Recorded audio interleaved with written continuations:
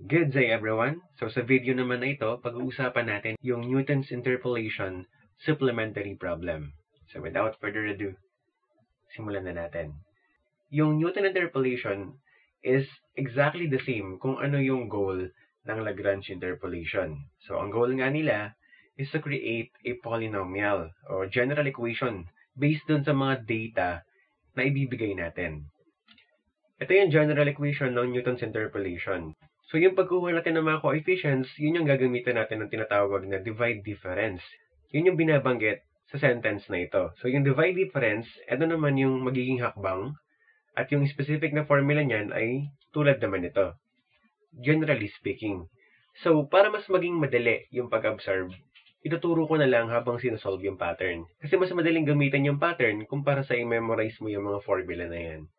Again, ang goal ng Newton's method ay mag-create ng general equation that will describe kung ano yung value in between. Halimbawa nga, meron tayong dalawang data point at hinahanap natin yung nasa pagitan nila.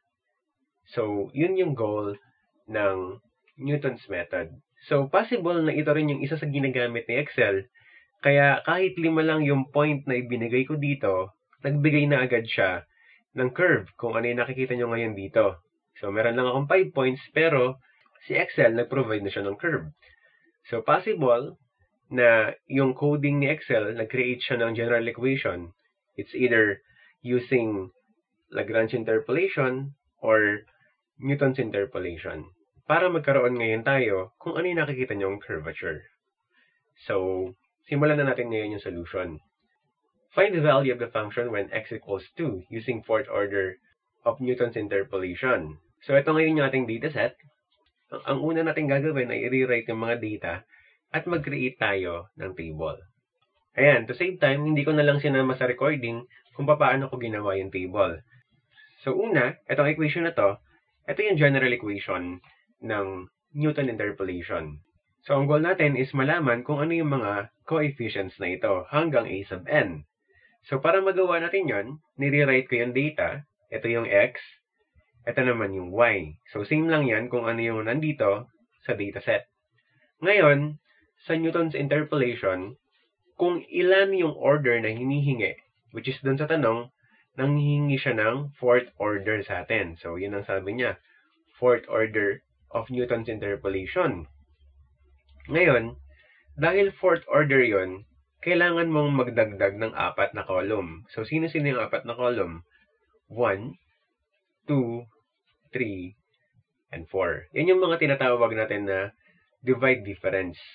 Okay? So, yan yung table na kakailangan natin para i-solve or para malaman natin kung sino-sino yung mga coefficients na nasa general equation. So, simulan na natin. Yung a sub 0, ito yun, siya agad yung unang-unang y ng pinakaunang dataset, which is etong 1 and 0. Ibig sabihin, we have a sub 0 is equivalent to 0. Okay? Ngayon, diretso na agad tayo kay a sub 1. So, kay a sub 1, para masolve mo siya, kukunin mo lang yung difference. Difference nino. Difference ng y, ito, tsaka ito, divide ng difference ng x. Ito naman, tsaka ito. Kaya nga ang term na ginagamit dito ay divide difference method. So for a sub 1, ganun yung pattern.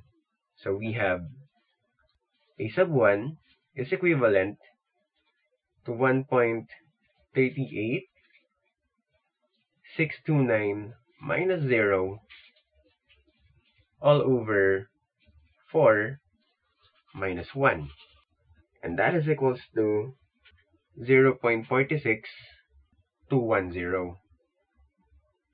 Ibig sabihin, para sa column na ito, i-continue mo ngayon yung same pattern pababa hanggang makuha mo papunta kay letter D. Ibig sabihin, para makuha mo yung letter B, kailangan mong kunin yung difference ng y na ito as well ng y na ito. Divide mo naman sila ng difference ng x na ito, pati naman ng x na ito. So, ganun lang yung pattern. So, we have B is equivalent to 1.79176 minus 1.38629 all over 6 minus 1. And that is equals 0.20274. So, i-continue mo ngayon yung pattern na yon hanggang letter D. So, same pattern kay C, same pattern kay D. Okay? At the same time, nag-skip na ako ng recording kay letter C at letter D. Pero kung titignan ninyo, difference lang din siya. For example, kay letter C. So, difference ng dalawang ito, divide mo ng difference ng dalawang ito. Again, same pattern kung paano mo kinuha si A sub 1. So, diretso na agad tayo dun sa susunod na column. So, ito naman. A sub 2 naman yung kunin natin. So, para makuha natin si A sub 2, again, divide difference pa rin ang gagawin. Pero this time, sa ibang column naman siya applicable. So, kung A sub 2 ang hinahanap, kunin mo naman yung difference ng B minus ng A sub 1, divide mo ng difference ng 6, tapos minus mo ng 1. So, yun yung magiging pattern na i-apply natin pababa. Kung mapapansin mo, difference nito, divide ng difference ng 6 minus 1. So, yung pattern na yan, i-apply mo ulit again para makuha naman yung mga coefficients na nasa ilalim ng A sub 2. Halimbawa, kay letter E. Para kay letter E, kunin mo yung difference nito, divide mo ng difference ng 10, tapos dapat may laktaw na isa, kay 4 naman. Para naman kay letter F, divide mo ng difference nito, divide mo naman ng difference ng 13, again, lalaktaw ng isa, tapos 6.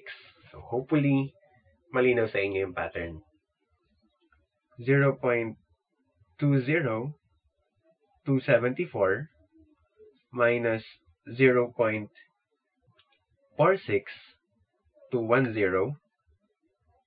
divide, again, kung babalikan natin, that is B minus A sub 1. Tapos, kailangan ko ng 6 minus 1.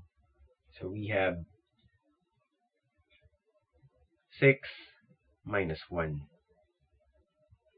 So, that is equals to negative 0.05187. Again, as I mentioned earlier, i-apply natin yung same pattern para makuha natin hanggang letter F. Again, nag-skip na ako ng recording para makasave ng time. So, nung kinuha natin yung letter E, in-explain ko naman kung paano yung pattern na gagamitin. So, this time, proceed na agad tayo sa susunod na column, which is yung column na ito. So, ibig sabihin, kunin natin agad yung A sub 3. This time, para makuha mo yung A sub 3, again, difference ng E minus A sub 2, tapos tapatan mo, we have 10, tapos punta ka dun sa pinakaumpisa ulit.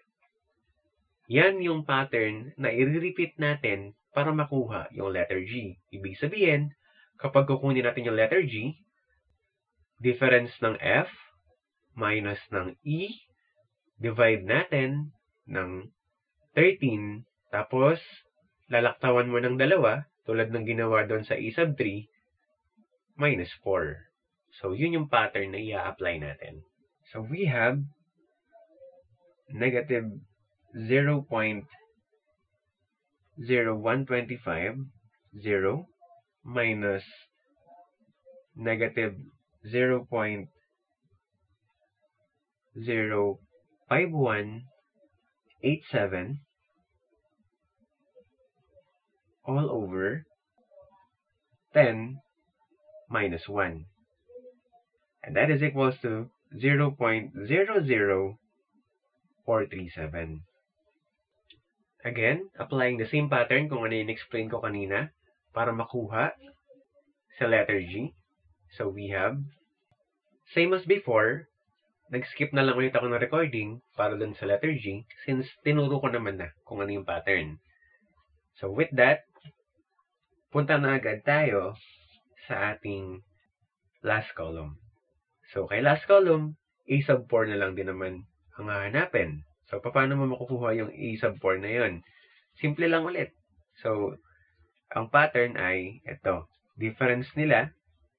Tapos divide natin ng difference ng 13 minus ng 1. So, ganun yung pattern. Kung meron pang nasa ilalim ng A sub 4, yun din yung i-repeat mo na pattern. So, we have A sub 4 is equivalent to 0.00075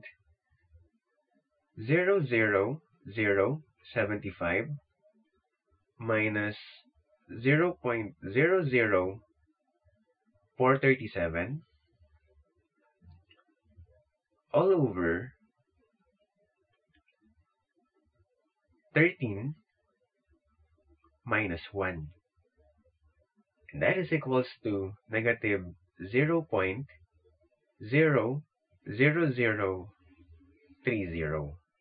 So, dahil kompleto na natin lahat ng coefficients, pwede na natin ngayon magamit yung equation na ito. So, i-fill up lang natin kung ano exactly yung mga nakuha natin. So, once na ginawa ko yun, ganito yung mangyayari. Again, at the same time, in-skip ko na lang yung recording. So, ito yung A sub 0, A sub 1, A sub 2, A sub 3, at A sub 4. Tapos yung mga multiplier nila is aling sunod yan kung ano yung nasa general equation natin. So, x minus x sub 0, x minus x sub 0, x sub 1, hanggang x sub n minus 1. At once na i-punch mo yan sa calculator, lalabas na ang sagot ay 0.62016. So, yan yung ating interpolated value. Again, yung value na yan is yung sasagot sa tanong kung meron tayong x equals to, ano yung value ng y? So, lumalabas na yung value ng y ay 0.62016. Based again sa Newton's interpolation in relation sa ating dataset. So that's it for this video. Hopefully, mas na-reinforce yung pattern sa pagsosolve para mas mapadali at maitama yung solution. So, thank you for watching and keep safe everyone.